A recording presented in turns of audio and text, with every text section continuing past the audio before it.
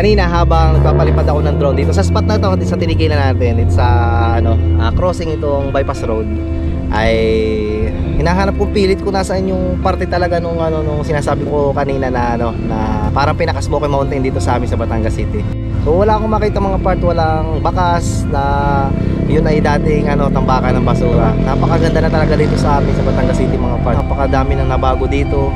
Simula nung nang bata pa lang ako, ang dami nadagdag. Abot ko pa dati yung mga kalsada na lupa pa lang. Ako mismo ay kitang-kita ko kung ano yung mga pinagbago dito sa amin sa Batangas City.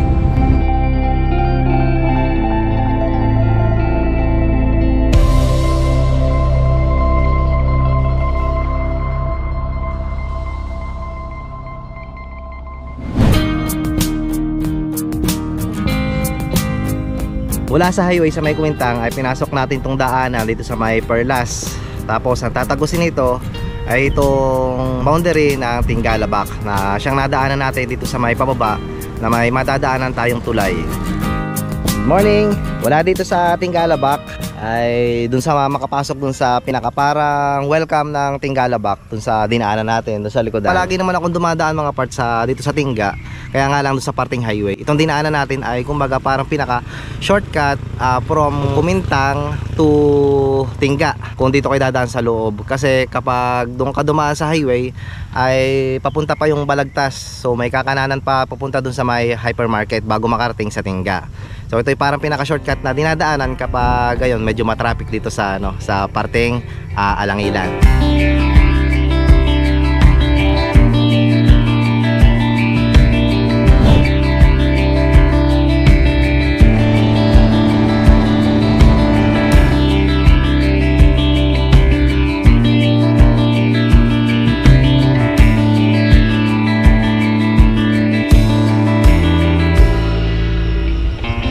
Napakataas na tower.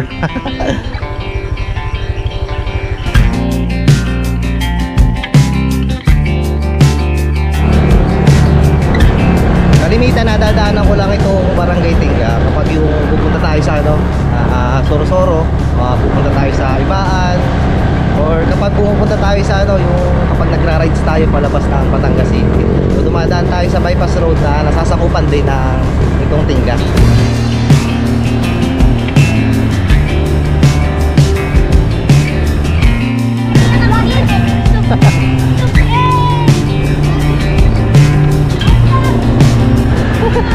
Para sa party, uso yun dito sa amin sa Batangas City mga part. Yung kapag may gaganaping mga pagdiriwang ay yung nagagawa sila ng pangharang sa daan. Tapos ayun, nanghingi sila ng konting tulong para panagdag sa kanilang gagastusin sa mga okasyon nila. Madaming mga yung mga daan na kaliwakan na yung mga papasok.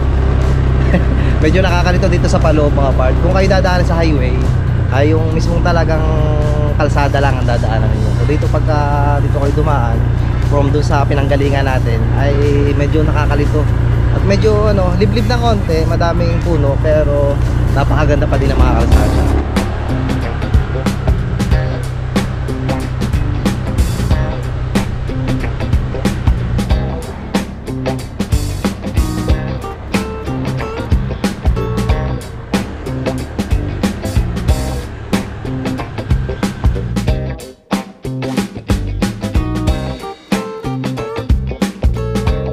Buhat sa looban sa pinasukan natin dito sa likod ko ay ang lalabasan nito mga part ay pinaka main road dito sa Tingga. Sobrang daming mga sasakyan. So ito yung labasan mga part kapag dinire-diretso natin yung daan mula dun sa pinanggalingan natin. So kapag dumiretso tayo mga part dito sa papunta dyan ay papunta yung Ibaan, Quezon, madaming pupuntahan mga part, papunta Rosario, San Juan. Tapos may daan dito papuntang Tingga itaas na siguro ating pupuntahan mamaya. So dito sa aking kaliwa ay papuntang Batangas City. Itong tulay na nadaan natin mga part, ito na pala yung naghahati sa Tinggalabak papuntang Tingga itaas. So kapag nakalampas ka dito sa may tulay ay ito ay dito na nagsisimula yung Tingga itaas.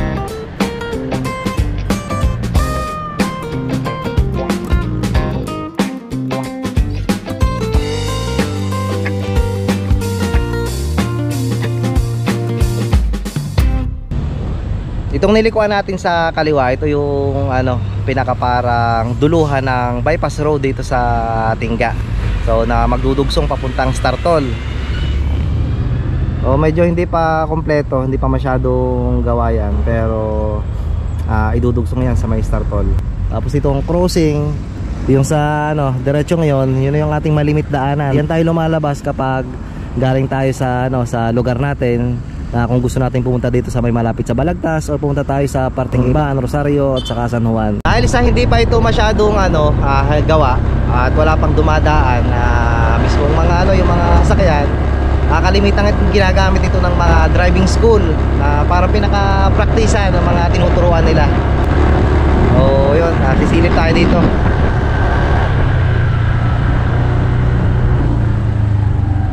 Itong datihan mga part na daan sa Startol ay 2 lanes.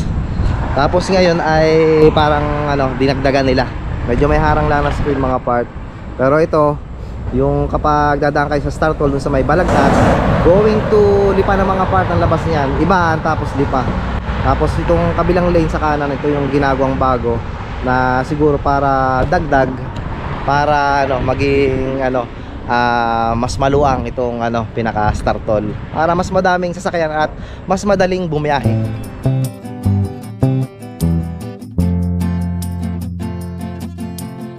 December 24 na ngayon mga part. Maya-maya ang gabi ay Christmas Eve na.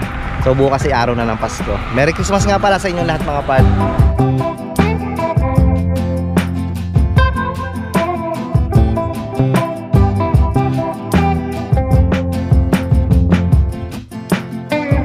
Okay, flex ko lang itong aking palaging sinusuot na ano, na helmet, itong Geely Squadron. Hindi ito sponsored mga part, medyo type ko lang talagang gamitin kasi kapag tayo ay nagta-travel, yung kumbaga parang nag-explore lang tayo dito sa amin sa Batangas City. Ito yung palalagi kong ginagamit. So napakagaan. Hindi natin kinakailangan pang ano, maghubad ng helmet kapag titigil tayo. Hindi kagaya na kapag naka full face helmet tayo ay tinatanggal pa natin kapag bumabiyahe tayo. So kapag may stopover tayo, hindi natin kailangan na hubadin pa itong Geely helmet. So napakagaan, kaya paborito kong gamitin sa ngayon.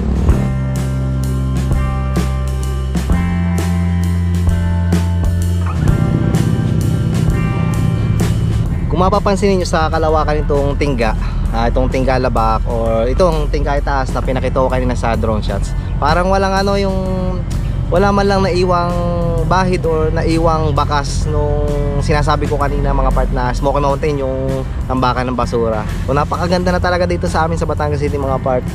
So, hindi ko lang sigurado mga part kung saan nalipat yung sinasabi kong tambakan ng basura noon. Pero yun lang masasabi ko, na napakaganda, sobrang ano na, mga bago na yung mga kalsada, mga ginagawa dito sa amin sa Batangas City para maging maayos ang mga biyahe, especially yung mga ginagawang kalsada, yung mga Startol Way, ito mga bypass road. Asahan natin na sa mga susunod na henerasyon or mga susunod na taon ay mas gaganda pa itong Batangas City mga part.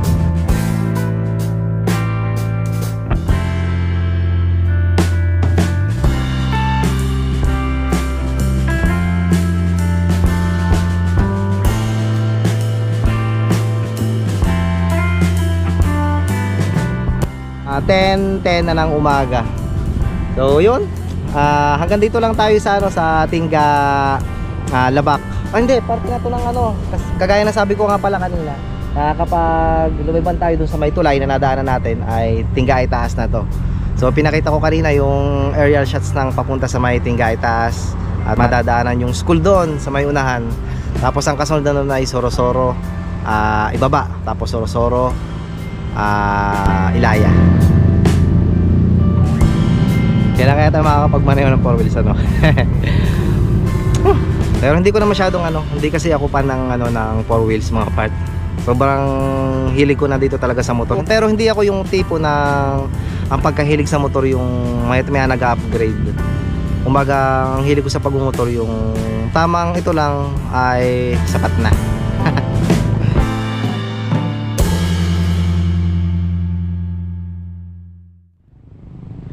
Okay, hanggang dito na lang muna mga part. Siguro yung parteng Tingga Itaas ay bukod natin gagawa ng vlog at papunta doon sa may Sorosoro. So ayun, advance Merry Christmas sa inyong lahat. So ngayon ay December 24. So maya maya ay magsama-sama tayo ng ating buong pamilya para salubungin yung Pasko sa kinabukasan. So Merry Christmas ulit sa inyong lahat mga part. At kita-kita tayo sa mga susunod pa nating mga vlogs.